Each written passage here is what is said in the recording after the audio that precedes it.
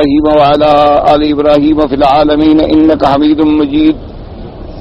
قال الله تبارك وتعالى في كلامه المجيد: أعوذ بالله من الشيطان الرجيم. بسم الله الرحمن الرحيم. كان الناس أمة واحدة فبعث الله النبيين مبشرين ومنذرين وأنزل معهم الكتاب بالحق ليحكم بين الناس فيما اختلفوا فيه وما اختلف فيه إلا الذين أوتوه من بعد ما جاءتهم البينات بغيا بينهم فهدى الله الذين آمنوا لما اختلفوا فيه من الحق بإذنه والله يهدي من يشاء إلى صراط مستقيم. قال المؤلف والمفسر رحمه الله تعالى: أدام النفع بعلومه وعلومكم في الدارين آمين. إلى أن قال: وقوله تبارك وتعالى بإذنه أي بعلمه بهم وبما هداهم له. اب مفسر رحمۃ اللہ علیہ اس آیت مبارک پر کہ اللہ تبارک و تعالی نے ہدایت دی ان لوگوں کو جو ایمان والے ہیں. جس چیز میں اختلاف تھا اللہ نے مومنین کو ہدایت دے کے حق کے راستے پہ قائم رکھا. اب لفظ آ گیا تھا کہ لما اختلفوا فیہ من الحق بإذنہ، تو ہدایت جو ہے اس میں کوئی شبہ نہیں کہ وہ اللہ کے ہاتھ میں ہے، کیونکہ ایک ہدایت ہوتی ہے جس کا معنی ہے راستہ دکھلانا. یہ بھی ہدایت ہے کہ آدمی کسی کو راستہ بتلا دے. کسی نے پوچھا کہ مثلا میں نے باب السلام جانا ہے، آپ نے کہا کہ بھی یوں چلے جاؤ سامنے باب السلام ہے، تو یہ بھی ہدایت ہے. اور ایک ہدایت ہوتی ہے کہ اس کو پکڑ کے اس مقام پہ پہنچا دیا جائے. تو یہ اور اسی طرح توفیق ہدایت. تو یہ سمجھ لیں کہ اللہ نے جتنے پیغمبر بھیجے، جتنے نبی رسول علیہم الصلاۃ والسلام، اللہ کے ان پہ کروڑوں صلاۃ والسلام ہوں، وہ تشریف لائے، ان کے ذمے ہدایت تھی. کیا معنی؟ تبلیغ، واعظ، ارشاد، کہ حق کا راستہ بتلا دیتے تھے، دکھلا دیتے تھے بھی یہ حق ہے یہ باطل ہے. اسی طرح علماء کا کام جو ہے حق کا راستہ دکھلانا ہے، بتلانا ہے بھی یہ حق ہے یہ باطل ہے، یہ صدق ہے یہ کذب ہے. باقی کسی کو توفیق ہدایت دینا اور منزل مقصود پہ پہنچا دینا یہ اللہ کے ہاتھ میں، یہ اور کسی کے ہاتھ میں. اسی لیے قرآن مبارک میں اللہ نے فرمایا قرآن بھی ہدایت ہے. اللہ نے فرمایا میرے انبیاء بھی سراپا ہدایت ہیں، میری کتابیں جو اتاری ہیں میں نے وہ بھی ہدایت ہیں، نور ہیں، رحمت ہیں، موعظہ ہیں. اور دوسری جگہ اللہ فرماتے ہیں کہ میرے مدنی صلی اللہ علیہ وسلم انک لا تہدی من احببت، آپ کے ہاتھ میں ہدایت نہیں کہ آپ جس کو محبوب سمجھیں اس کو ہدایت دے دیں، بلکہ فرمایا ہدایت تو میرے ہاتھ میں ہے، میں جس کو چاہوں دوں گا. اور یہ آیت نازل بھی ایسے خاص موقع پہ ہوئی کہ جب حضور صلی اللہ علیہ وسلم کے دنیا میں سب سے بڑے محسن آپ کے چچا ابی طالب جو حضرت سیدنا علی رضی اللہ تعالی عنہ کے والد ہیں، اور میرے مدنی پاک کے سب سے بڑے محسن، خیر خواہ اور وفادار، کہ جنہوں نے حضور کی محبت میں پوری برادری سے جنگ لڑ لی، پورے قریش سے جھگڑا لے لیا اور حضور صلی اللہ علیہ وسلم کا ساتھ نہیں چھوڑا. تو ان کی جب آخری وقت آ گیا، موت قریب آ گئی، تو میرے آقا خاتم الانبیاء حبیب کبریا صلی اللہ علیہ وسلم تشریف لے آئے کہ میں آخری وقت میں پھر آپ کو دعوت دوں. اس وقت عالم یہ تھا کہ ابی جہل اور بڑے بڑے سردار جو تھے، بڑے بڑے روسائے قریش جو تھے، وہ بھی ابی طالب کے گھر میں موجود تھے، اور حضور پاک صلی اللہ علیہ وسلم بھی تشریف لائے. تو ابی جہل نے یہ کوشش کی کہ چارپائی کے قریب کوئی جگہ نہ چھوڑی جائے جہاں حضور صلی اللہ علیہ وسلم بیٹھ جائیں. اس نے اشارہ کیا ابھی سب پھیل کے بیٹھ جاؤ تاکہ حضور کو ابی طالب کے قریب بیٹھنے کا موقع نہ ملے. تو حضور صلی اللہ علیہ وسلم جب سامنے آئے اور ابی طالب نے دیکھا تو انہوں نے اشارہ کیا کہ آپ میرے سرانے کی طرف بیٹھیں. تو حضور صلی اللہ علیہ وسلم بیٹھ گئے اور آپ نے فرمایا کہ یا ام کل کلمۃ احاج بہا عند اللہ، کہ اے میرے چچا ایک دفعہ کلمہ پڑھ لو تاکہ میں اللہ کے آگے تمہاری بخشش کے لیے کہہ سکوں۔ تم جب تک کلمہ نہیں پڑھو گے تو میں اللہ کے آگے درخواست بھی نہیں دے سکتا شفاعت کی۔ کل کلمۃ، ایک دفعہ پڑھ لو لا الہ الا اللہ محمد الرسول اللہ۔ تو اس کے بعد ابی طالب نے کہا کہ میرے نبی، میرے بھتیجا، میں جانتا ہوں آپ سچے ہیں، آپ اللہ کے رسول ہیں، اور میں چاہتا بھی ہوں کہ آپ کی آنکھوں کو ٹھنڈا کر دوں اور کلمہ پڑھ لوں، لیکن پھر یہ برادری مجھے تانا دے گی کہ موت کے وقت ڈر گیا اور باپ دادے کے دین کو چھوڑ دیا، تو اس لیے میں ملت ابھی جو ہے میرے باپ دادے کا جو طریقہ ہے اس کو میں نہیں چھوڑ سکتا۔ تو حضور صلی اللہ علیہ وسلم قام حزیناً، حضور پاک بڑے غمگین ہو گئے اور آپ مجلس سے باہر تشریف لے آئے اور حضور پہ غم کے بہار ٹوٹ پڑے کہ میرا اتنا محسن چچا ہے لیکن میں جب کلمہ نہیں پڑھتا تو میں اس کا کوئی نفع نہیں، شفاعت ہی نہیں کر سکتا۔ تو آپ بڑے مغموم آ رہے تھے تو اللہ نے قرآن کی آیت اتار دی کہ انک لا تہدی من احببت، کہ میرے مدنی آپ کیوں غمگین ہوتے ہیں؟ ہدایت کوئی آپ کے ہاتھ میں تو نہیں ہے کہ جس کو آپ محبوب سمجھیں اس کو ہدایت دے دیں۔ انک لا تہدی من احببت ولکن اللہ یہدی من یشاء، ہدایت دینا اللہ کا کام ہے، اللہ جس کو چاہتے ہیں ہدایت دیتے ہیں، تو اس لیے آپ اس میں غم نہ کریں۔ حالانکہ غم ایک فطری بات تھی، آخر وہ حضور کے محسن تھے، حضور کے چچا تھے، رشتہ داری تھی، اتنا تعلق تھا، اتنا تقرب تھا، لیکن اس کے باوجود بھی انہیں ہدایت نہ ملی۔ اسی طرح آپ دیکھیں عتبہ، عتیبہ، شیبہ، ربیعہ اور ولید بن المغیرہ، بڑے بڑے جو حضور کے قریبی لوگ ہیں، کسی کو بھی ہدایت نہیں ملی، سب کفر پہ فوت ہو گئے۔ اور اسی طرح آپ دیکھیں کہ حضرت سیدنا خالد، حضرت خالد جو سیف الرحمان ہیں، جو بطل الاسلام ہیں، وہ اسلام لائے اور اسلام کے اتنے بڑے سپاہ سالار ہیں کہ تاریخ اسلام میں ان کے مقابل پہ کوئی آدمی پیدا نہیں ہوا، لیکن ان کا باپ کفر پہ مر گیا، ولید کفر پہ مر گیا اور خالد اسلام لے آئے، ابی جہل کفر پہ مر گیا اور حضرت اکرمہ اسلام لے آئے رضی اللہ تعالی عنہ۔ اسی طریقے سے آپ دیکھیں بڑے بڑے حضور کے داماد، حضور کے چچے کے رشتہ داری، لیکن ہدایت نہ ملی، اور حضرت بلال حبش سے آ گئے، حضرت صہیب روم سے آ گئے، اور بڑے بڑے لوگ فارس سے آ گئے۔ تو اصل وجہ کیا تھی کہ ہدایت اللہ کے ہاتھ میں۔ اب ایک بات ہمیشہ یاد رکھیں کہ بعض مستشرقین، یہود، نصارہ اور آج کل کے جو جدید تعلیم یافتہ لوگ ہیں، وہ لوگوں کے دماغ میں ایک شبہ ڈالتے ہیں کہ جی آخر کیا وجہ ہے کہ اللہ نے اس کو تو ہدایت دے دی اور اس کو نہیں دی۔ ایک شبہ ڈال دیتے ہیں کہ بھئی ٹھیک ہے، ہدایت اگر آپ کے عقیدے کے مطابق اللہ کے ہاتھ میں ہے تو اب یہ عجیب بات ہے کہ ایک آدمی نے حضور پاک سے رشتہ داری بھی نبھائی، وفاداری بھی کی، خدمت بھی کی، حضور صلی اللہ علیہ وسلم کے ساتھ شیب ابی طالب میں 3 سال تک قید کی زندگی کاٹی، کہ جب کفار مکہ نے بائیکاٹ کیا حضور صلی اللہ علیہ وسلم سے تو ابی طالب حضور کے ساتھ چلے گئے۔ انہوں نے کہا ٹھیک ہے، میں بھی پھر محمد عربی صلی اللہ علیہ وسلم کو نہیں چھوڑ سکتا، اور محبت کا یہ عالم تھا کہ دسترخوان بچھ جاتا، ساری اولاد آ جاتی، لیکن حضور پاک نہ آتے تو کھانا نہیں کھاتا۔ اتنی پیار کرنے والا، اتنی خدمت کرنے والا، جان دینے والا، اور حضور صلی اللہ علیہ وسلم کے لیے پورے سرداروں سے ٹکرا جانے والا انسان، اس کو تو ہدایت نہ ملے اور ایک غلام کو ہدایت مل جائے، اور بلال رضی اللہ تعالیٰ عنہ کو ہدایت مل جائے، بی بی سمیہ کو ہدایت مل جائے، امیہ ابن خلف کو نہ ملے، بڑے بڑے جو سردار ہیں، بڑے بڑے پڑھے لکھے لوگ ہیں، ان کو نہ ملی، تو وہ دماغوں میں ڈالتے ہیں، وہ کہتے ہیں دیکھو جی پھر تو نعوذ باللہ اللہ کا انصاف نہ ہوا۔ پھر آپ کے خدا نے انصاف تو نہ کیا کہ ایک آدمی نے جس نے کبھی کوئی خدمت ہی نہیں کی، حضور پاک کو زیارت ہی نہیں کی، آیا اور کلمہ پڑھ لیا، اور ایک آدمی جس نے ساری زندگی اپنی نچھاور کر دی اور اسے ہدایت نہ ملی۔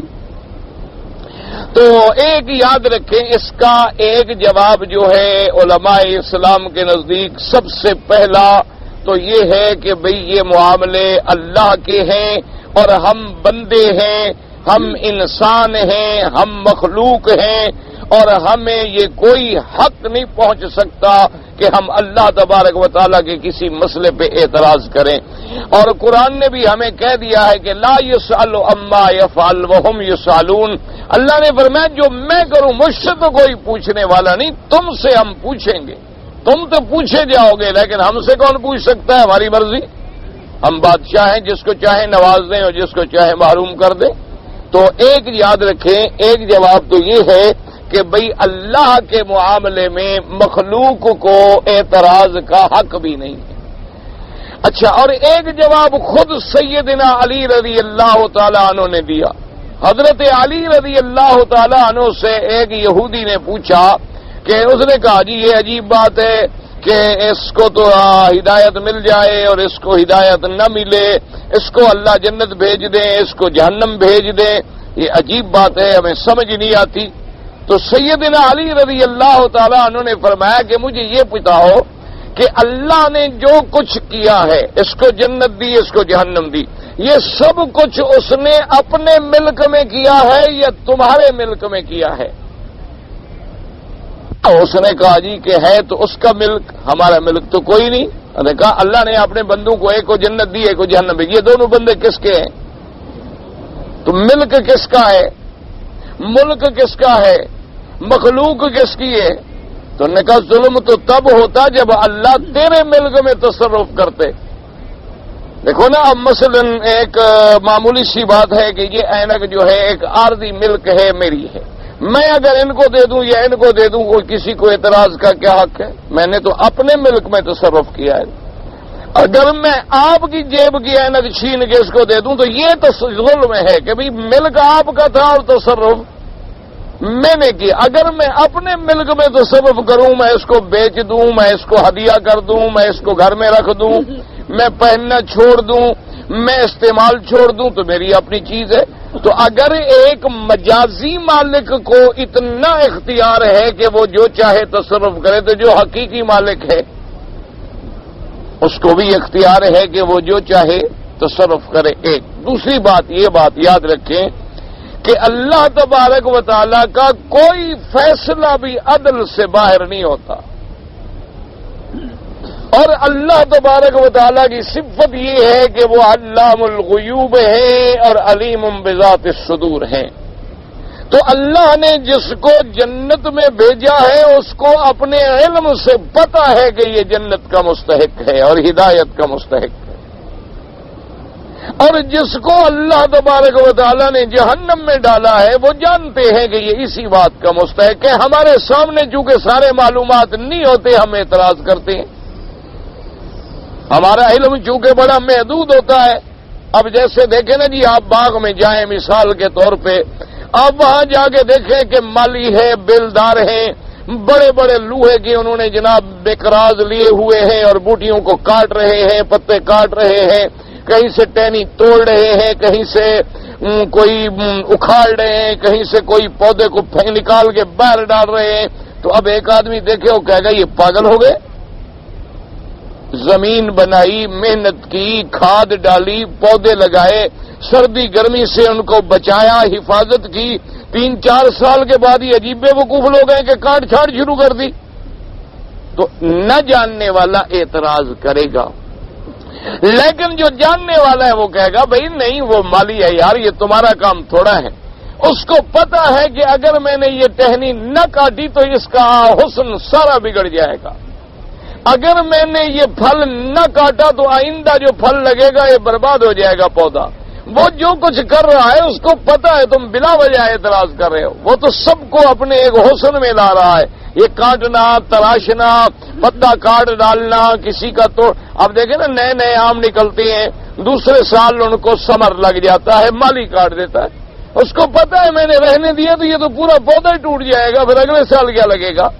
وہ توڑ دیتا ہے کہ بھئی یہ ذرا برداشت کرنے کے قابل ہو جائے پودا تو پھر میں اس کو ثمر کے لیے چھوڑوں گا، لیکن جس کو علم نہ ہو وہ اعتراض کرے گا۔ تو اس لیے ہمیں چونکہ علم نہیں ہوتا، ہم اعتراض کرتے ہیں کہ یہ کیسے ہو گیا، یہ کیوں مر گیا، معصوم بچہ ہے، دیکھو جی تڑپ رہا ہے، اس نے کوئی گناہ بھی نہیں کیا ہے. اور یہ دیکھو جناب بوڑھا آدمی ساری زندگی عبادت میں گزر گئی اور آخری عمر میں دیکھو بیچارہ بیمار پڑا ہوا ہے, کوئی پوچھنے والا نہیں. ہم اعتراض کرتے ہیں چونکہ ہمارا علم نہیں ہوتا. اللہ کے علم میں ہوتا ہے کہ اس کو تکلیف جو میں نے دی ہے تو کیوں دی ہے, اس کی وجہ کیا ہے, پس منظر کیا ہے, اس کے منافع کیا ہے. اللہ کوئی فیصلہ بندوں کے نقصان میں نہیں کرتے, ان کی بہتری کے لیے کرتے ہیں. اور ہم جو ہے خود نقصان اختیار کرتے ہیں اپنے ہاتھوں سے. اس لیے قرآن نے وضاحت کر دی کہ وما ظلمناہم ولکن کانوا انفسہم یظلمون. اللہ نے فرمایا میں کبھی کسی پہ ظلم نہیں کرتا, وہ اپنی جانوں پہ خود ظلم کرتی ہے. فرمایا وما ربک بظلام للعبید, اور فرمایا ان اللہ لا یظلم مثقال ذرہ. اللہ پاک ذرے کے برابر بھی کسی پہ ظلم نہیں کرتے, وہ ظلم سے پاک. ان کا ہر فیصلہ عدل پہ ہوتا ہے, لہذا کسی کو بھی. تو اب یہاں بھی اللہ نے کیا فرمایا کہ فَهَدَى اللَّهُ الَّذِينَ آمَنُوا لِمَا اخْتَلَفُوا فِيهِ مِنَ الْحَقِّ بِإِذْنِهِ. اللہ نے فرمایا ہم نے ہدایت دی ایمان والوں کو جس میں وہ لوگ جھگڑ رہے تھے. اور اذن کا معنی علماء نے فرمایا بِعِلْمِهِ, ہدایت دی میرے علم میں ہے کہ یہ ہدایت کے مستحق ہیں. اللہ تبارک و تعالی جانتے ہیں کہ کون ہدایت کا مستحق ہے اور کون غوایت کا مستحق ہے اور کون گمراہی کا مستحق ہے. ہم چونکہ نہیں جانتے ہیں تو اس لیے ہم ذرا ٹپک پڑتے ہیں. دیکھا نہیں کہا حضرت موسیٰ علیہ السلام نے جب حضرت خضر نے کشتی توڑ دی تو موسیٰ علیہ السلام بول پڑے, کہنے لگے عجیب بات ہے کہ ان لوگوں نے ہمیں کشتی پہ بٹھایا, بغیر کرائے کے ہمیں دریا پار کیا, اور آپ نے انعام یہی دیا ہے کہ بجائے کرایہ دینے کی ان کی کشتی توڑ ڈالی. عجیب بات ہے, کیا کر رہے ہیں آپ؟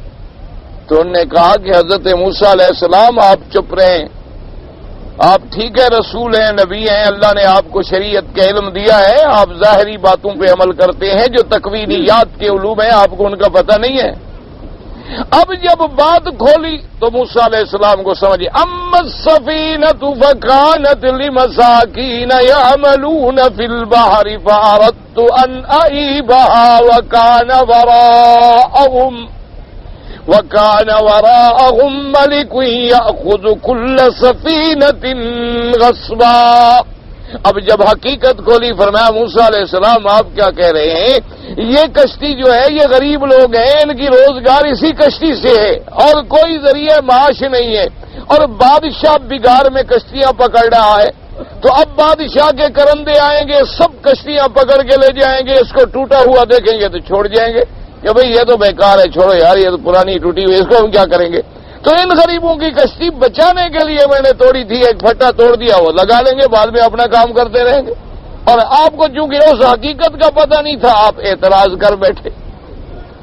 تو اس لیے ہر بات میں اللہ تبارک و تعالیٰ کی ایک حکمتیں ہیں.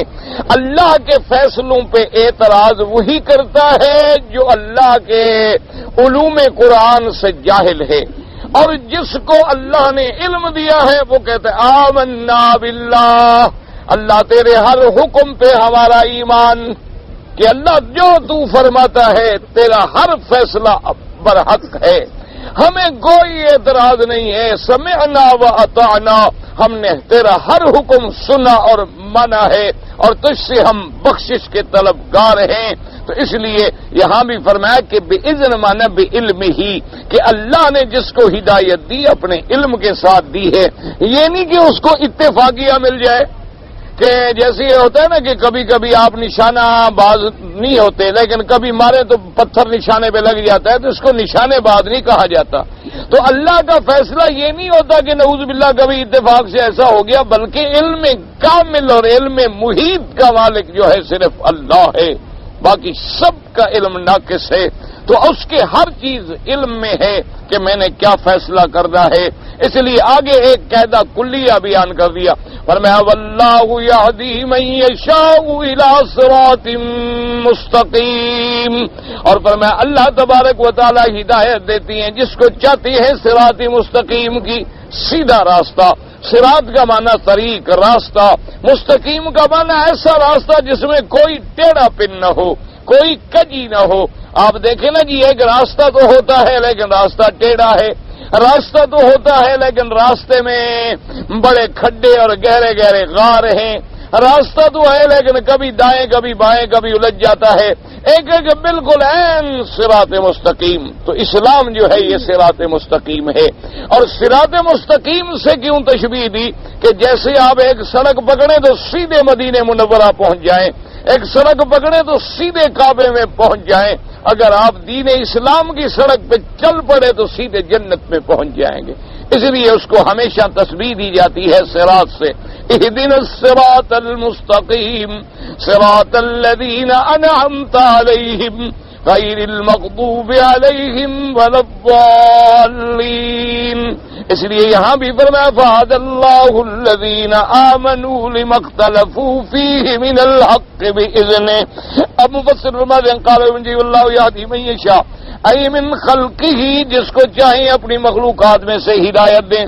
الى صراط مستقیم ای وله الحکمت والحجت البالغہ, یعنی اسی کی حکمت تامہ ہے, اسی کا غلبہ ہے. وہ جس کو ہدایت دیتے ہیں وہ جانتے ہیں کہ یہ ہدایت کا حقدار ہے. اصل میں بعض علماء نے جیسے ایک مثال دی, یعنی یوں سمجھے نا, آپ نے دیکھا ہوگا مقناطیس ایک چیز ہوتی ہے, مقناطیس عربی میں مقناطیس کہتے ہیں, آپ بھی اس کو مقناطیس کہتے ہیں. تو اس کا کام یہ ہوتا ہے کہ لوہے کی کوئی چیز ہو نا جی, تو اس کو مقناطیس فوراً پکڑ لیتا ہے. اچھا, اس کے سامنے آپ سونا رکھیں تو نہیں پکڑے گا, چاندی رکھیں تو نہیں پکڑے گا. آپ جناب اور پلاٹینم رکھ دیں, بڑی بڑی قیمتی دھاتیں رکھ دیں, وہ نہیں پکڑے گا. لیکن لوہے کی چیز ہوگی تو فوراً اس کو پکڑ لے گا. اب کوئی یہ کہے کہ جناب یہ مقناطیس بڑا پاگل ہے, سونا قیمتی چیز ہے اس کو نہیں پکڑتا, ٹکے کا لوہا ہے اس کو پکڑ رہا ہے. یہ عجیب مقناطیس ہے بھائی. اس کے سامنے ہم نے سونا رکھا, یہ سونے کو نہیں پکڑتا, چاندی کو نہیں پکڑتا, لوہے کو پکڑ لیتا ہے. تو ایک جاہل اعتراض کر سکتا ہے, کہے گا یہ جو مقناطیس کا ٹکڑا ہے نا یہ ہے ہی بے وقوف. دیکھو کم قیمت چیزوں کو پکڑتا ہے, قیمتی چیز کو نہیں پکڑتا. اور جو عقل والا ہوگا وہ کہے گا تم بے وقوف ہو. اس کے جس کے اندر ایک ہے پکڑنے کی قوت, ایک ہے اس کو قبول کرنے کی قوت. تو جب دونوں طرف سے نیگیٹو پازیٹو نہیں ملیں گے تو بجلی کیسے پیدا ہوگی؟ تو تجادم ان کے اندر اس کشش کو قبول کرنے کی بھی تو صلاحیت ہو نا. وہ لوہے میں ہے, سونے میں نہیں ہے, بڑا قیمتی ہو لیکن اس کے اندر وہ صلاحیت نہیں ہے, تو لہذا اس کو مقناطیس بھی نہیں پکڑتا اور چھوڑ دیتا ہے. یا دوسری مثال یہ ہے کہ آپ جناب زمزم کے عین نل کے نیچے کھڑے ہو جائیں اور گلاس کو الٹا کر دیں تو کتنی پانی آ جائے گا اس میں, اور اگر سیدھا کر دیں تو 1 سیکنڈ بھی نہیں لگے گا. تو اللہ فرماتے ہیں میں بھی جس کو ہدایت چاہتا ہوں دیتا ہوں, جو ہدایت لینے نہیں چاہتا مجھے کیا ضرورت ہے کہ میں اس کو ہدایت دوں.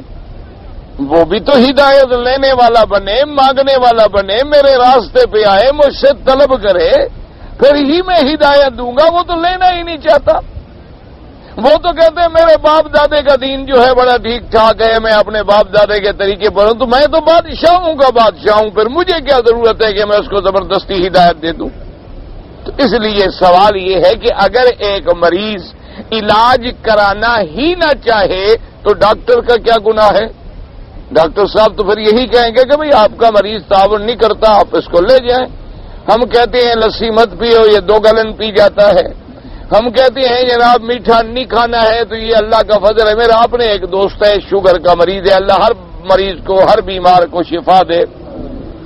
اچھا, میں لڑ کے تنگ آ جاتا ہوں. مقصد ہے جہاں کوئی ایسا ہوگا, کوئی پارٹی, کوئی یہ وہ, تو جناب وہ بڑے آرام سے میٹھا بھی کھا لیں گے اور ماشاءاللہ جلیبیاں, مٹھائی, اور پھر کہا کہ مجھے شوگر ہے جی, میں میٹھا نہیں کھاتا, میری چائے میں چینی مت ڈالنا.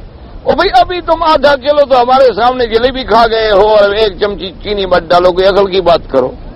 کیا کہہ رہے ہیں؟ نہیں, مجھے شوگر ہے جی, چینی مت ڈالو, میں میٹھا جی استعمال نہیں کرتا.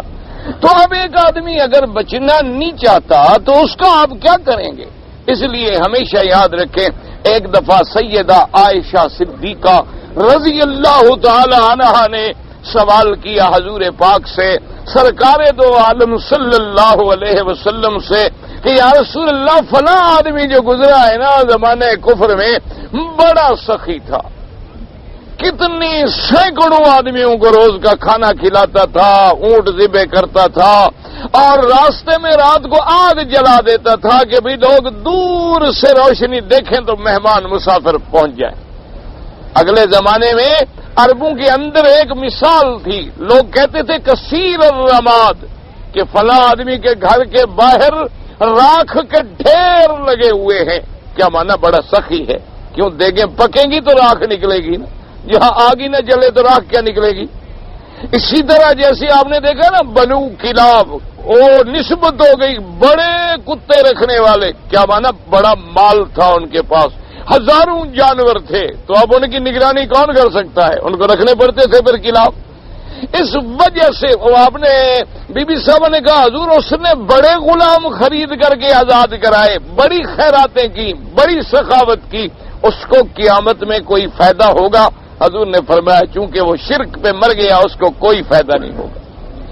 تو اس نے کہا حضور اس نے کام تو بڑے اچھے کیے، آپ نے فرمایا کام اچھے کیے لیکن اس نے آخرت کو مانگا ہی نہیں، تو اللہ کیوں دے دے؟ اس نے تو مانگا دنیا، تو اللہ نے دنیا دے دی۔ دنیا میں بچے اللہ کافروں کو بھی دیتا ہے، عقل دیتا ہے، صحت دیتا ہے، عافیت دیتا ہے، دولت دیتا ہے، گھر دیتا ہے، تو ان کو دنیا میں تو ہر چیز مل رہی ہے۔ آخرت پر نہ ایمان ہے نہ مانگا ہے، جب وہ مانگا نہیں تو خدا ان کو ویسے دے دے گا۔ انہوں نے کہا تو ایمان ہی نہیں آخرت پر، وہ تو آخرت پر یقین ہی نہیں رکھتے۔ تو اس لیے ہمیشہ یاد رکھیں کہ اللہ تبارک و تعالی نے جس کو بھی ہدایت دی ہے وَلَهُ الْحِكْمَةُ، اس کا ہدایت دینا جو ہے اس میں حکمت، یہ اس کی شان ہے۔ وہ نوازنے پہ آ جاتی ہیں تو فرعون کی بیوی کو اتنا بڑا مرتبہ دے دیا کہ وہ قیامت میں زوجہ بنے گی محمد الرسول اللہ صلی اللہ، یعنی فرعون کی بیوی، اتنا بڑا ظالم، اتنا بڑا بد کردار، اتنا بڑا جبار متکبر، خدائی کا دعوے دار، اور جو 70,000 بنو اسرائیل کے بچوں کا قاتل ہے، لیکن اس کی بیوی آسیہ کیا ہے؟ مومنہ ہے، مسلمان ہے، ایمان والی ہے، اور جناب اتنی بڑی سزا دی فرعون نے کہ ہاتھوں میں میخیں لگوا دیں، پاؤں میں میخیں گڑوا دیں، اور کہا کہ خبردار اگر تم نے کلمہ توحید پڑھا یا موسیٰ علیہ السلام پہ تم ایمان لے آئی۔ لیکن بی بی وہاں بھی کہتے رب ابن لی عندک بیتا فی الجنہ ونجنی من فرعون وعملہ ونجنی من القوم الظالمین، کہ اے پروردگار عالم مجھے جنت میں اپنا گھر قریب گھر عطا فرما۔ اور کیسا گھر قریب ملا کہ سب سے اونچا گھر میرے محمد مصطفیٰ کا ہوگا، سب سے اونچا درجہ میرے مدنی محمد مصطفیٰ کا ہوگا، اور پھر وہ قیامت میں بیوی بنے گی محمد عربی کی صلی اللہ علیہ وسلم۔ جب بیوی بنے گی تو حضور کے ساتھ حضور کے گھر میں جائے گی، اس سے بڑا شان کیا ہو سکتا ہے؟ اور حضور نے خود فرمایا بی بی خدیجہ الکبریٰ سے رضی اللہ تعالی عنہا سے، آپ نے فرمایا کہ بی بی خدیجہ پتہ ہے جنت میں مجھے اللہ پاک دنیا کی عورتوں میں سے بھی مزید 2 بیویاں عطا فرمائیں گے۔ تو بی بی نے کہا کہ اچھا حضور پھر آپ کو مبارک ہو، جب اللہ آپ کا نکاح کرنا چاہے تو ہم کیسے روک سکتے ہیں؟ پھر ہماری کیا طاقت ہے روکنے کی؟ تو بی بی صاحبہ نے پھر آپ کو مبارکباد پیش کی حضور صلی اللہ علیہ وسلم۔ تو اس لیے اب دیکھیں کہ کوئی کہے جی فرعون کی بیوی مسلمان، اور نوح علیہ السلام نبی کی بیوی کافر، لوط علیہ السلام نبی کی بیوی کافر، تو یہ اللہ کی مرضی ہے۔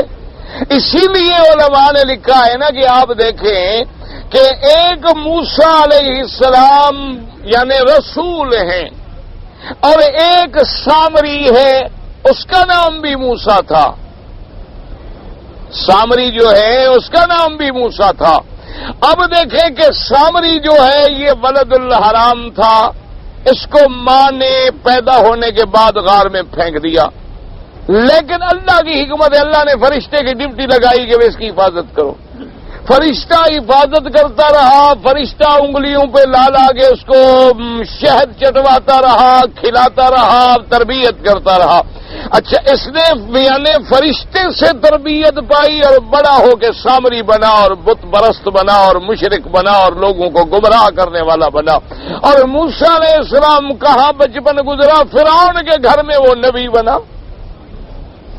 تو یہ سارا نظام میرے اللہ کا ہے، اللہ تبارک و تعالی چاہتے ہیں تو تو علماء کے گھر میں اللہ معاف کرے جاہل پیدا ہو جاتے ہیں، اور اللہ چاہتے ہیں تو جاہلوں کے گھر میں علماء پیدا ہو جاتے ہیں۔ ایسے ایسے لوگ دیکھے ہیں جن کے والدین نے کبھی الف بے بھی نہیں پڑھی، لیکن بیٹے عالم، شیخ الحدیث، مفسر، محدث، اور ایسے لوگ بھی گزرے ہیں کہ والدین کافر ہیں اور بیٹے مفسر قرآن ہیں۔ ایسے لوگ بھی گزرے ہیں کہ والدین علماء ہیں، اولادیں جاہل ہیں، باغی ہیں۔ اللہ تبارک و تعالی معاف فرما دے۔ اس لیے یہ ہدایت اللہ کے ہاتھ میں ہے، اور وہ ایسا کیوں کرتے ہیں؟ وَلَهُ الْحِكْمَةُ، اس کے پاس حکمت ہے اور ہم اس حکمت کو پہنچ نہیں سکتے۔ وَالْحُجَّةُ الْبَالِغَةُ وَفِي صحیح البخاری ومسلم عن عائشہ رضی اللہ تعالی عنہا ان رسول اللہ صلی اللہ علیہ وسلم كان اذا قام من الليل يصلي يقول اللهم رب جبرائيل وميكائيل وإسرافيل فاطر السماوات والأرض عالم الغيب والشهادة أنت تحكم بين عبادك فيما كانوا فيه يختلفون اهدني لما اختلف فيه من الحق بإذنك إنك تهدي من تشاء إلى صراط مستقيم وفي الدعاء المأثور اللهم أرنا الحق حقا وارزقنا اتباعه وارنا الباطل باطلا وارزقنا اجتنابه ولا تجعله ملتبسا علينا فنضل۔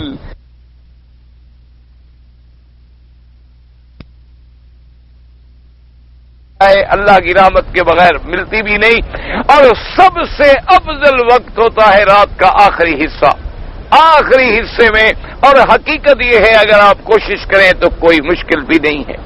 دیکھیں نا جی، مثلا 5:35 پر تقریباً آج صبح کی اذان ہوتی ہے۔ اچھا، آخر آپ 10 اگر صبح کی نماز آپ پڑھتے ہیں تو 10-15 منٹ تو پہلے اٹھیں گے نا، وضو کریں گے، تیاری کریں گے۔ اس کے بجائے اگر آپ 5 بجے اٹھ جائیں تو 15 منٹ کی قربانی دینی پڑے گی نا، زیادہ تو نہیں ہے نا۔ وضو کریں، 2 رکعت ہی پڑھ لیں، کوئی ضروری نہیں کہ 8 رکعت پڑھیں، 2 رکعت پڑھ لیں، 4 پڑھ لیں، 6 پڑھ لیں، 8 پڑھ لیں، جتنی اللہ توفیق دے پڑھ لیں۔ لیکن تہجد کی جو نعمت ہے یہ اتنی بڑی نعمت ہے کہ سیماہم فی وجوہہم من اثر السجود، کہ رات کو تہجد پڑھنے والے کے چہرے پہ اللہ کی طرف سے ایک نور ہوتا ہے، ایک رحمت ہوتی ہے۔ آپ دیکھیں کہ بالکل بعض لوگ سیاہ فام ہوتے ہیں، لیکن آپ کا دل کرے گا کہ میں اس بندے کی طرف دیکھتا رہوں، اس کے چہرے میں کشش ہوگی۔ اور بعض خوبصورت ترین لوگ ہوتے ہیں لیکن چہرے پہ لعنت برس رہی ہوتی ہے۔ تو اس لیے وجہ کا یہ نماز ایسی ہے کہ جس کے لیے اللہ نے اپنے مدنی پاک کو سب سے پہلا حکم دیا کہ یا ایھا المزمل قم اللیل، اٹھو میرے مدنی، جاگو، رات کو عبادت کرو۔ تو اس لیے رات کی عبادت جو اچھا، اور اس میں ریا نہیں ہوتا، شہرت نہیں ہوتی، کوئی جانتا نہیں آپ تہجد پڑھتے ہیں نہیں پڑھتے، کسی نے دیکھا نہیں، لہذا آپ کا اور اللہ کے درمیان معاملہ ہے۔ حتیٰ کہ شریعت میں اتنا حکم ہے کہ اگر کوئی مہمان ہے آپ بڑے آرام سے نکلیں تاکہ ان کو خود نہ جگائیں، پریشان نہ کریں۔ اور میرے پاک نبی نے فرمایا سب سے بہتر بیوی وہ ہے کہ جو خاوند کو نماز کے لیے جگائے، اور سب سے بہتر شوہر وہ ہے جو اپنی بیوی کو نماز کے لیے جگائے۔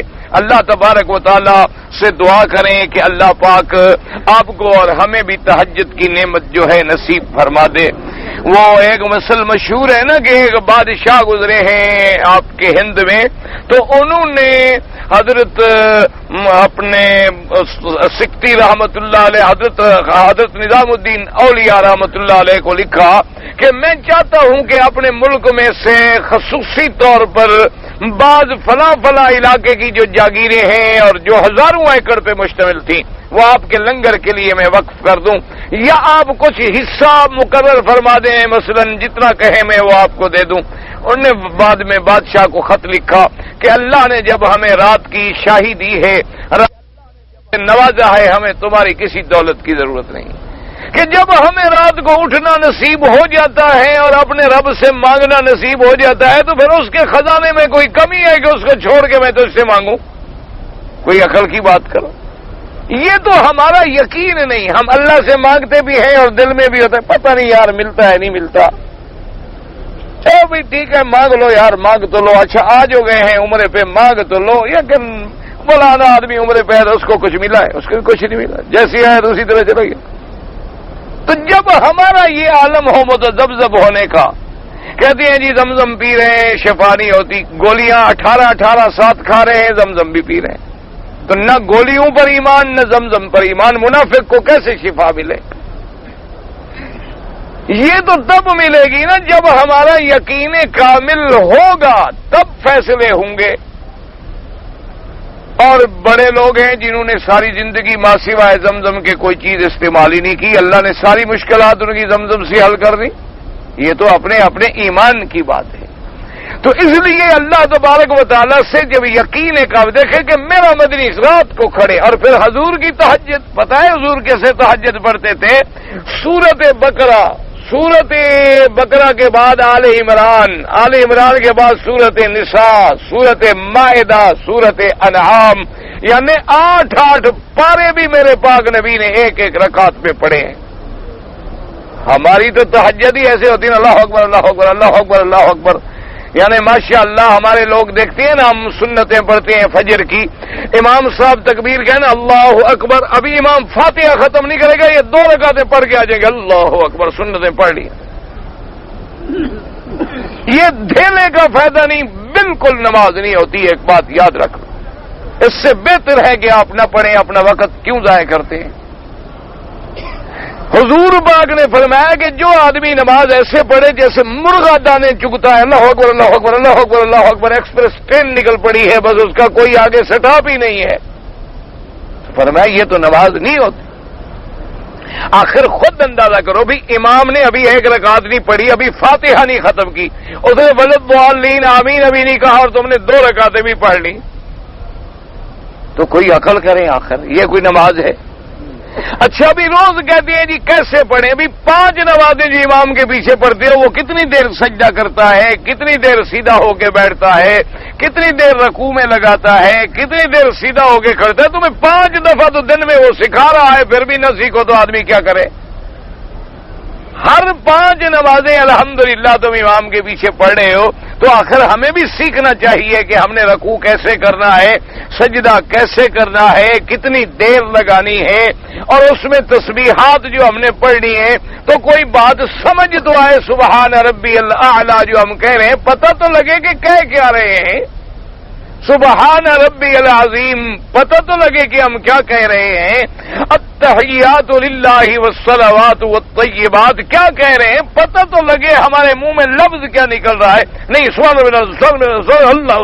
علیکم، یہ پتہ نہیں کون سی نماز ہے۔ بھی میں تو جب خاص طور پہ اپنے ملک کے بھائیوں کی نماز دیکھتا ہوں، واللہ آپ یقین کریں عرب ہنستے ہیں، وہ کہتے ہیں کہ اتنا عرصہ ہو گیا تمہارے ملک میں ابھی نماز بھی نہیں گئی۔ وہ کہتے ہیں کہ آپ نے اپنے ملک میں اتنے بڑے بڑے مولوی پیدا کیے، اتنے بڑے بڑے مدرسے بنائے، اتنی بڑی بڑی یونیورسٹیاں قائم کی، اتنی بڑے بڑے دین کے ادارے بنائے، اور بڑے تمہارے رسائل اور اخبارات اور جرائد اور بڑے مناظرے اور مقابلے، اور 50-50 ہزار کے انعام رکھتے ہو صرف فاتحہ کے مسئلہ ثابت کرنے کے لیے، لوگوں کو تو نماز پڑھنا بھی نہیں آتا۔ سکھلایا کیا ہے آخر لوگوں؟ اور یعنی یقین فرمائے، اللہ پاک رحمت کرے، ناراض نہ ہوں، آپ میرے بھائی ہیں، میں آپ کے جوتے کے برابر بھی نہیں ہوں، آپ مجھ سے سب جو کھڑے ہیں زیادہ بہتر ہیں، میں سب سے زیادہ گندا ہوں، لیکن ایمان سے کہیں کہ 70 سال کے بوڑھے سے کہو کہ دعائے قنوت سنائے، اس کو نہیں آتی۔ اس سے کہو کہ نماز جنازہ سنا دو، اس کو نہیں آتی۔ اگر کسی کو آتی بھی ہے تو طوطے کی طرح یاد ہے، اللہ مغفر حینا میتنا شاہدنا غائبنا، پتہ کوئی نہیں کہ کیا مانا حینا، کیا مانا میتنا، کیا مانا شاہدنا، کیا مانا غائبنا۔ اس کو آج تک پتہ نہیں لگا کہ بچہ ہو تو ضمیر مفرد مذکر کیا ہوتا ہے، ضمیر مؤنث کیا ہوتا ہے، لڑکی ہو تو ہم ضمیر کون سا استعمال کریں گے، لڑکا ہو تو کون سا استعمال کریں گے، ان کو کوئی پتہ نہیں۔ اچھا کسی کو دعائے قنوت آتی بھی ہے، اس کو کوئی پتہ نہیں کہ مانا کیا ہے، نخلا ہوا نترکو میں یفجر، کوئی مانے کا سوال پیدا نہیں ہوتا آ جائے۔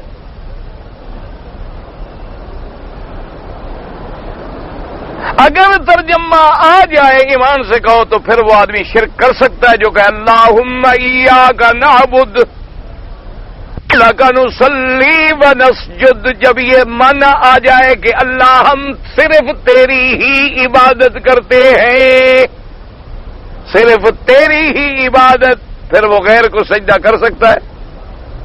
إِيَّاكَ نَعْبُدُ وَإِيَّاكَ نَسْتَعِينُ اگر ترجمہ آ جائے تو غیروں کی قبروں پہ جا کے سجدے کر سکتا ہے، غیروں سے جا کے بچے مانگ سکتا ہے، غیروں کے آگے جا کے ہاتھ باندھ کے کھڑا ہو سکتا ہے، غیروں کو اپنا نفع نقصان کا مالک سمجھ سکتا ہے۔ سوال پیدا نہیں ہوتا، وجہ کیا ہے کہ آتا نہیں ہے، کھڑا ہے طوطے کی طرح، طوطا جیسے کہتا ہے مٹھو مٹھو، پتہ نہیں مٹھو کیا ہوتا ہے، الو ہوتا ہے مٹھو، بندہ ہوتا ہے پرندہ ہوتا ہے، نہیں پتا۔ آج تک یعنی آپ یقین کریں، ایمانداری کی باتیں لوگ کہتے ہیں نا جی کہ ہمارے ملک میں لڑائیاں ہیں، جھگڑے ہیں، قتل ہے، فرقہ واریت ہے، اور جناب مذہبی منافرت ہے، دہشت گردی ہے، فلان ہے، یہ ہے، اور ہم کیا کریں؟ تم 1 کروڑ فورس بنا لو، امن نہیں ہو سکتا۔ میں اللہ کے کعبے میں آپ کو کہتا ہوں، اگر آپ کی کوئی بات مانتا ہو، ہم مولویوں کی تو کوئی بات نہیں مانتا، کہ صرف اپنے ملک میں نماز قائم کر دو، اگر 1 مہینے میں امن نہ ہو جائے مجھے سزا دے دو جو دینا چاہتے ہیں۔ میں لکھ کے دینا چاہتا ہوں، کورٹ میں مجھ سے آپ اسٹامپ لکھوا لیں، 1 مہینہ صرف یعنی مشرق سے مغرب تک ایک قوم فیصلہ کر لے کہ ہم نے نماز سیکھنی ہے، نماز پڑھنی ہے، نماز کے وقت ہر چیز بند کر دینی ہے، خدا کے دروازے پہ سجدے میں گر جانا ہے۔ جس دن تم نماز میں گر گئے اللہ کی رحمتیں آ جائے گی، اللہ کے فرشتے پہرا دیں گے، کوئی دشمن جرأت نہیں کر سکتا تیرے ملک پہ نظر ڈال۔ لیکن حالت یہ ہے کہ سینما پہ ٹکٹ بلیک میں بکتا ہے اور محمد کی مسجدیں ویران ہیں۔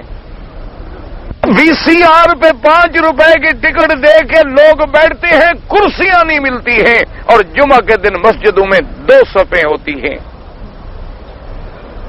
آپ سفر کریں، سڑکوں پہ جائیں، ایمانداری کی بات ہے، آپ کو 1000 مسجد ملے گی لیکن آباد 100 ہوگی۔ کہیں پانی نہیں ہے، کہیں وضو کی جگہ کا انتظام نہیں ہے، کہیں مصلی نہیں ہے، اور کہیں پرچھا پڑا ہے۔ معلوم ہوتا ہے کہ جس غریب نے مسجد بنائی تھی اسی نے ڈالا تھا، وہ مر گیا، پھر کسی نے وہ نہیں بدلا۔ اتنا گھاس کھڑا ہے مسجدوں میں۔ خدا کے گھر برباد ہیں، مساجد ویران ہیں۔ اللہ تبارک و تعالیٰ کے مساجد میں اذان دینے والا کوئی نہیں، یا اگر کوئی بستی کی مسجد بہت بڑی آباد بھی ہے، ایک جاہل مؤذن ہے، جاہل امام ہے، جس کو نہ خود اذان نہیں آتی، خود نماز نہیں آتی، خود قرآن نہیں آتا، وہ کھڑا ہے الحمدللہ رب العالمین، قرآن پڑھ رہا۔ انا للہ و انا الیہ راجعون۔ دعا کرو اللہ ہمارے حال پہ رحم کر دے۔ یہ میں نے نسخہ نہیں بتلایا، یہ نسخہ کس نے بتلایا ہے؟ سرکار دو عالم نے۔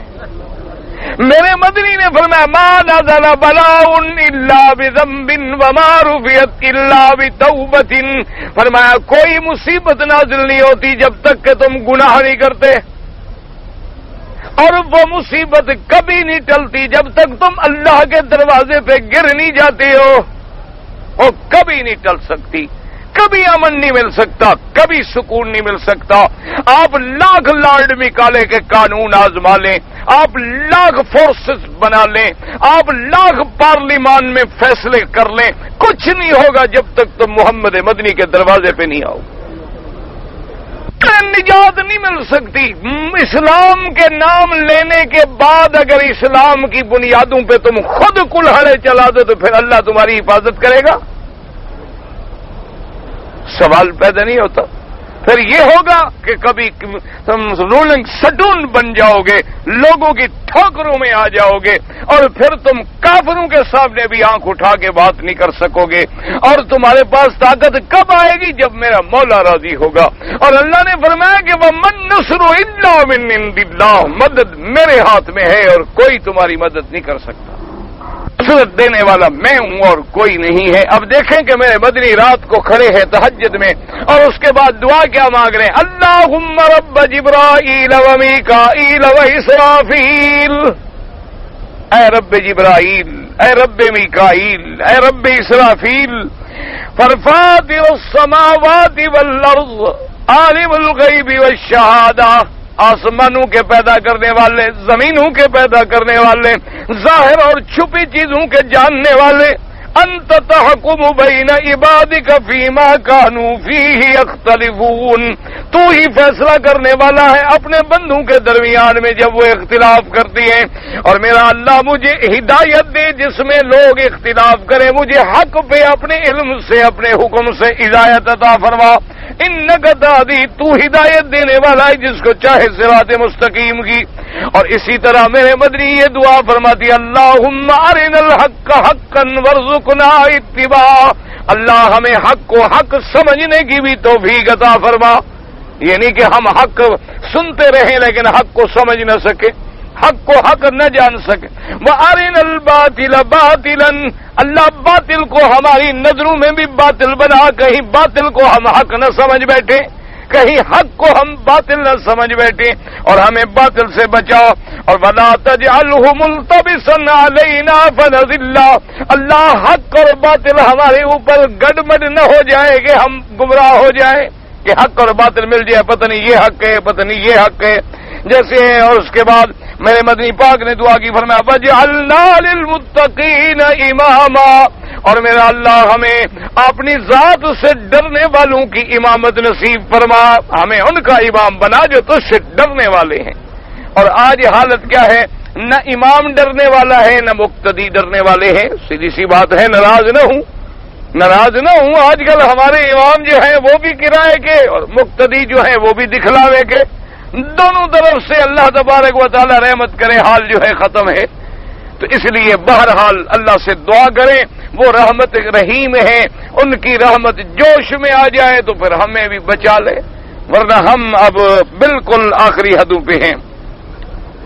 نماز کے لیے ہم انشاءاللہ کہے یا نہ کہے کیا مطلب، یعنی پڑھیں گے، چلو اچھی بات ہے، شکر ہے۔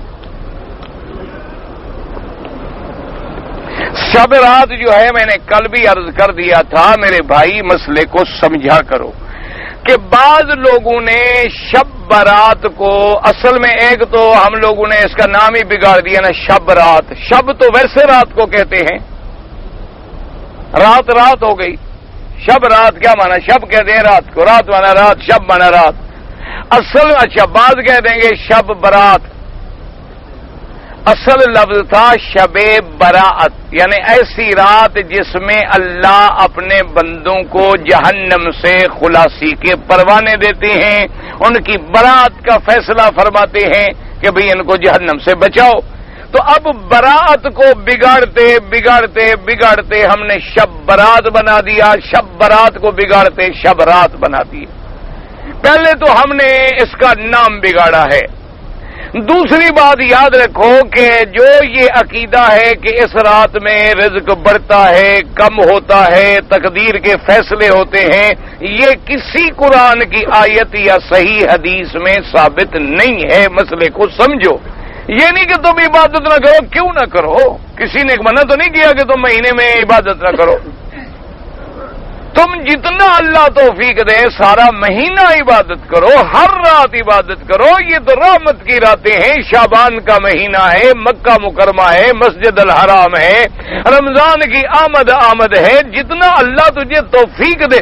یہ جو ہے نا کہ ہم جو اپنی طرف سے ایک عقیدہ بنا لیتے ہیں کہ آج رات عمرہ کرنا ہے، چاہے جان بھی نکل جائے، مر بھی جائے، نماز نہیں پڑھیں گے، عمرہ ضرور کریں۔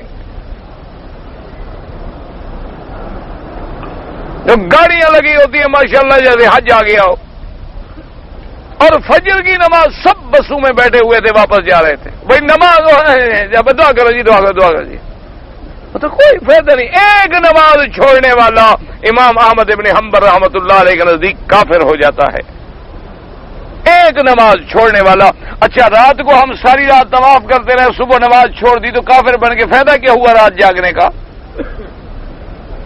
اس سے 1000 درجہ بہتر ہے کہ آپ عشاء کی نماز جماعت سے پڑھیں، فجر کی نماز جماعت سے پڑھیں، وہ زیادہ ثواب۔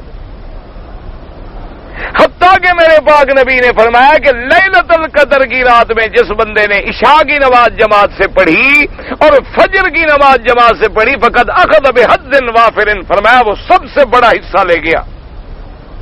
یہ ساری رات سوتا بھی رہا، لیکن اس نے عشاء بھی جماعت سے پڑھی کہ وہ فرض ہے، فجر کی نماز بھی جماعت سے پڑھی کہ وہ فرض ہے. یہ نہیں کہ نفلی عبادت کے لیے آدمی زور لگائے اور فرض کو چھوڑ دے. یہی ہماری بدقسمتی ہے کہ ہم مسجد کو سلام کرتے ہیں، اذان ہو رہی ہو تو کہتے بات مت کرو بھائی، اذان ہو رہی ہے، اذان ہو رہی ہے کہتے چپ کھڑے ہو جاؤ، لیکن جب اذان ہو جاتی ہے گھر چلے جاتے ہیں، نماز نہیں پڑھتے. یہ کون سا پتہ نہیں دین ہے، کیا طریقہ ہے لوگوں نے بنا رکھا ہے.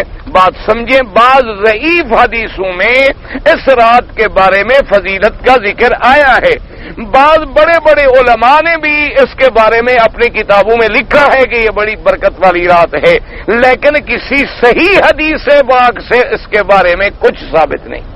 ایک بات کو سمجھا کریں، اللہ تبارک و تعالی رحمت کرے. نہ ہی قرآن مقدس کی کسی آیت مبارک سے اس رات کے بارے میں کوئی اشارہ ملتا ہے. باقی عبادت آپ کریں، عبادت ساری زندگی کریں، سارا مہینہ کریں، کس نے منع کیا ہے؟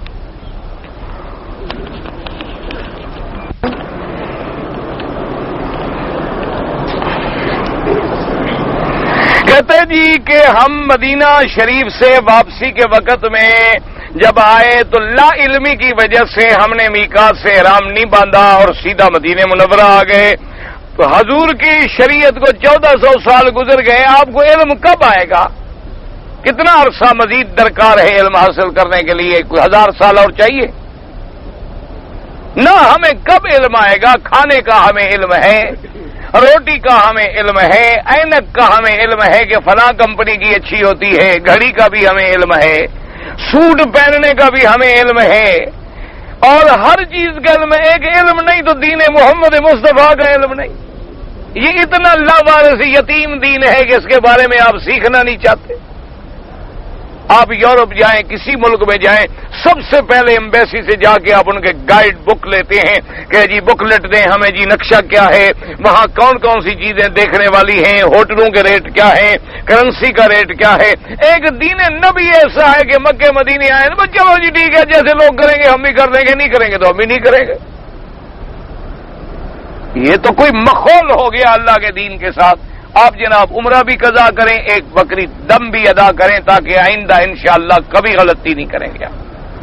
اسی لیے اسلام نے جرمانے رکھے ہیں تاکہ آپ کو ہدایت ملے. بھئی مدینہ گئے تم زیارت کے لیے ہو، واپس بھی تم اسی لیے آ رہے ہو، کاروبار تو تمہارا ہے نہیں اور کوئی تمہاری وجہ بھی نہیں سفر کی، تو جس مقصد کے لیے تم نہ آئے ہو اسی مقصد کو تو تم نے چھوڑ دیا، اور تم نے اتنا بڑا عمرہ چھوڑ دیا میقات کا، جہاں سے احرام باندھ کے میرا مدنی محمد مصطفیٰ آئے تھے. اتنی بڑی سعادت تم نے چھوڑ دی. اگر جاتے ہوئے مسئلہ پوچھ لیتے یا مدینہ منورہ سے نکلنے سے پہلے کسی کو پکڑ کے پوچھ لیتے کہ بھی ہم مکہ شریف جا رہے ہیں، ہمیں بتاؤ ہم نے کیا کرنا ہے، کہاں سے احرام باندھنا ہے، کہاں میقات ہے، تو کوئی غلطی بھی نہ ہوتی. لیکن ہم تو سمجھتے ہیں کہ بس ٹھیک ہے، نماز بھی ہم ایسے پڑھتے ہیں اللہ اکبر.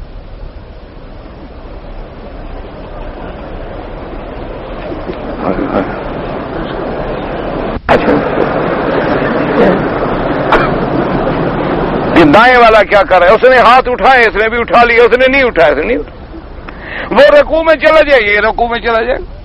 آج آپ جنازے میں آپ کھڑے ہو جائیں 2-3 کے ساتھ، جب اللہ اکبر کرے آپ رکوع میں چلے، سارے رکوع میں چلے جائیں. کیوں؟ ایک دین نبی ہے، لاوارث ہے، یتیم ہے، ہمیں دین کی ضرورت نہیں رہی. لیکن یاد رکھو دین کو تمہاری ضرورت نہیں ہے، اسلام کو تمہاری ہماری کوئی ضرورت نہیں.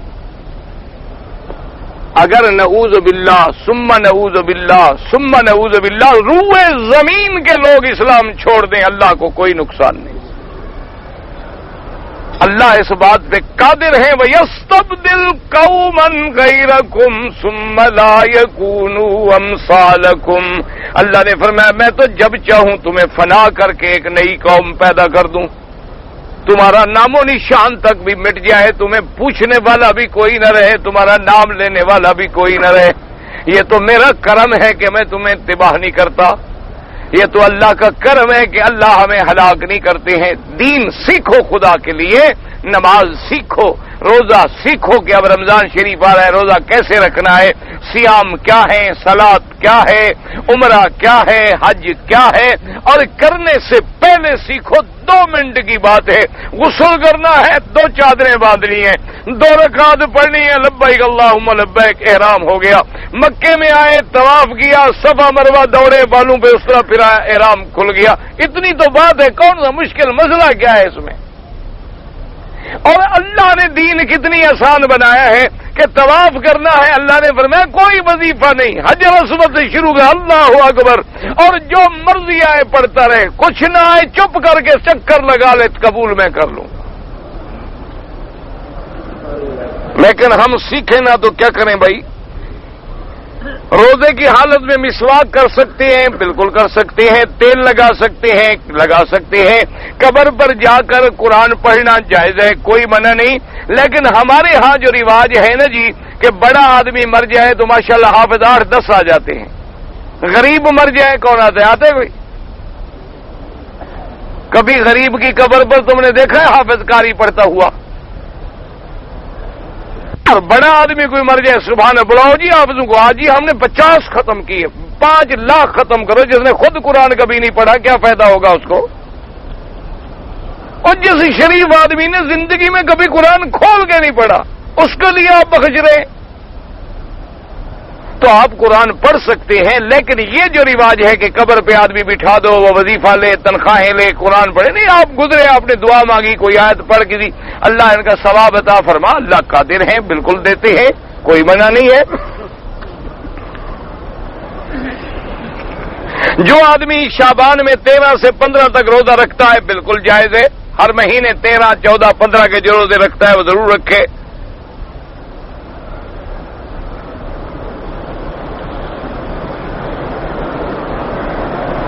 اگر والدہ اپنے دودھ پیتے بچے کو چھوڑ گئی، دوسرے آدمی سے شادی کر لی، باپ نے بچے کی تربیت نہیں کی، بچہ جوان ہو کے باپ کی خدمت کرے، اچھی بات ہے، باپ پھر بھی نہیں مانتا، کوئی بات نہیں، تم خدمت کرتے رہو، اللہ تمہیں بدلہ دیں گے، تم اپنے باپ کی عزت کرتے رہو۔ اگر باپ نہیں کرتا، نہیں مانتا، نہ مانے، اللہ تو بدلہ دے گا نا آپ کو۔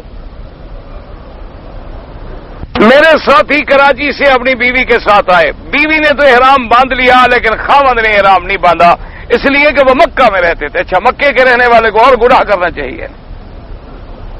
یہ کون سا مسئلہ ہے کہ جو مکے میں رہتا اس کو چھٹی ہو جاتی ہے احرام باندھنے سے؟ اللہ کے بندے، تم میقات کے باہر سے آ رہے ہو، چاہے مکے میں رہتے ہو چاہے کہیں رہتے ہو، تم کو بھی احرام باندھنا تھا۔ اب مہربانی فرما کے جی، اچھا جی، مکہ میں مقیم، جدہ ایئرپورٹ سے مکہ آئے تو سحر کا وقت ہو گیا، گھر جا کر دونوں سحر کیے، بعد میں عمرہ کریں گے، دونوں آرام کیے، آرام کرنے کے بعد دونوں نے ہم بستری بھی کر لی، ماشاءاللہ کام ٹھیک ٹھاک ہو گیا جی اللہ کی رحمت سے۔ بیوی کا عمرہ تم نے وہی کرا دیا، اپنا تم نے باندھا نہیں، اسی لیے نہیں باندھا ہوگا۔ بیٹھ جائے آرام سے حضرات، ابشر ابشر، کھڑے نہ ہوں حضرات، بیٹھ جائیں آرام سے، بیٹھ جائیں بھائی، بیٹھ جائیں، مقصد یہ ہے کہ جو ہے بیٹھ جایا کریں، تاکہ کھڑے نہ ہوں، وہ کہتے ہیں۔ اچھا جی، اب جناب یہ ہے بہرحال، اب تم دونوں عمرہ بھی قضا کرو، سمجھ آ گئی، اور دم بھی ادا کرو، دونوں عمرہ بھی قضا کرو اور دم بھی ادا کرو۔ اچھا جی، جنگ خیبر میں یہ تاریخ خیبر پڑھ لیں، آپ کو مل جائیں گے۔ نفلی روزے کے دوران کوئی شخص بھول کر زمزم پی گیا تو روزہ نہیں ٹوٹتا۔ قرآن شریف کی تلاوت کے دوران وقف منزل، وقف جبریل، یہ قرآن کی اصطلاح ہے کہ ان آیات پہ حضور نے وقف کیا، ان آیات پہ وقف نہیں کیا، یہ قاری سمجھتے ہیں، قاری سے پوچھ لیا کریں۔ اچھا جی، میری نانی نانا انتقال کے وقت میری خالہ زندہ تھی، والدہ ماموں خالہ کا انتقال ہو گیا، جائیداد سے دینا چاہتی ہے۔ یہ مسئلہ وراثت ہے، ایک کاغذ پہ لکھیں کہ فلاں فوت ہو گیا، اتنے وارث چھوڑ گیا، اس کے مطابق پھر میں آپ کو جواب سمجھا سکوں گا۔ فرض نماز کی آخری رکعت کے بارے میں تشہد، درود، ایک دعا پڑھنے کے بعد وقت ہوا، امام نے بھی سلام نہیں پھیرا تو اور دعائیں بھی آپ پڑھ سکتے ہیں۔ اچھا جی، وضو کے بعد کوئی کنگھی کرے تو کھڑے ہو کر کرے، یہ کوئی مسئلہ نہیں، کنگھی کھڑے ہو کے کرے۔ حضور کے روضہ مبارک پہ درود و الصلاۃ والسلام علیک یا رسول اللہ کہاں سے ثابت ہے؟ حضرت عبداللہ ابن عمر جب بھی آتے حدیث میں موجود ہے کہ سلام پڑھتے الصلاۃ والسلام علیک یا رسول اللہ، الصلاۃ والسلام علیک یا حبیب اللہ، السلام علیک یا ابی بکر، السلام علیک یا عمر. تو یہ احادیث میں ثابت ہے اور اسی طرح صحابہ پڑھتے تھے. غیبت کرنے سے روزہ ٹوٹ جاتا ہے. روزہ تو بڑا پکا ہے نہیں ٹوٹتا، لیکن ثواب سے محروم ہو جاتا ہے آدمی. غیبت کرنے سے بچیں، بہت بڑا گناہ ہے. دوران نماز سجدے میں جاتے وقت پہلے گھٹنے ٹکائیں، ٹھیک ہے کوئی بات نہیں، صحیح بات ہے. حج کے دوران عرفات میں کندھا ننگا کریں نہ کریں، صرف طواف میں کندھا ننگا ہوتا ہے. جاندار کے تصویر بنی ہوئی ہو کپڑے پر نماز پڑھیں، بالکل نہ پڑھیں. اگر کسی نامحرم عورت کو ہاتھ لگائیں تو ہمارا وضو ٹوٹ جائے گا. کیوں لگاؤ بھائی؟ پہلے یہ بتاؤ کہ ہاتھ کیوں لگاؤ؟ اگر اتفاق سے لگ جائے تو امام ابو حنیفہ رحمۃ اللہ علیہ کے نزدیک نہیں ٹوٹتا. امام شافعی رحمۃ اللہ علیہ کے نزدیک ہاتھ لگانے سے وضو ٹوٹ جاتا ہے. اگر آخری نماز وتر بناؤ، ہم سونے سے پہلے اگر تہجد پڑھ لیں کوئی بات نہیں. مانا یہ ہے کہ اگر آپ نے وتر نہیں پڑھے اور رات کو تہجد پڑھ رہے ہیں تو پہلے تہجد کی نفل پڑھیں اور آخر میں وتر پڑھیں، یہ مراد ہوتا ہے. یہ نہیں ہوتا کہ اگر تم نے عشاء کے بعد وتر پڑھ لی ہے تو رات تہجد بھی نہ پڑھو، یہ معنی نہیں ہے. مرد اور عورت انگلی اتحیات میں اشہدو اللہ الہ الا اللہ، نفی اس بات. بخاری مسلم کی حدیث کیوں نہیں مانی جاتی کہ نماز میں امام کے پیچھے فاتحہ پڑھیں؟ بخاری مسلم کی حدیث ہے کہ اذا قرأ الامام فانصتوا، کہ جب امام پڑھے تم چپ کرو.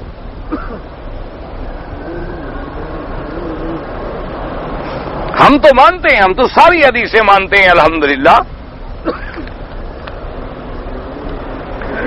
مدینے سے ایک آدمی عمرہ کریں اور احرام باندھنے کے بعد احتلام ہو گیا تو مکہ مکرمہ آ کے احرام دھویا، احرام مکہ کی میقات سے باندھا، 2 رکعت پڑھی، پھر عمرہ کیا. کیا یہ صحیح ہو گیا؟ کیوں پہلا عمرہ تمہارے کو کیا ہو گیا تھا بھئی؟ جب تم نے مدینے سے احرام باندھا، راستے میں سو گئے، احتلام ہو گیا، کوئی بات نہیں، غسل کر لو، کپڑا دھو لو، وہی تمہارا عمرہ ٹھیک ہے. پھر تم نے مکے سے آگے دوبارہ احرام باندھنے کی کوئی ضرورت نہیں تھی. بہرحال عمرہ تمہارا ہو گیا، ٹھیک ہو گیا. دوران حج کسی نامحرم عورت سے ہاتھ ملا لے، نہ ملایا کریں، ملایا ہے تو توبہ کرے. حنفیہ میں کن صورتوں میں باہر سے آنے والا اگر روز میقات سے آتا جاتا ہے، مثلا ٹیکسی ڈرائیور ہے، روز عرفات جا رہا ہے، طائف جا رہا ہے، آ رہا ہے، اس کے لیے احرام باندھنا اجازت ہے. لیکن جو کبھی کبھی آئے اس کو میقات سے احرام باندھنا چاہیے حنفیوں کے نزدیک. انڈیا سے آیا سیدھا دمام، رک کر مکہ نوکری پہ آ گیا، احرام نہیں باندھا تو پھر بھی آپ پر احرام جرمانہ ہو گیا. امام ابو حنیفہ رحمۃ اللہ علیہ کے نزدیک دمام سے آتے ہوئے میقات راستے میں ہے، آپ طائف سے باندھ لیتے یا دمام سے احرام باندھ لیتے تو بچ جاتے.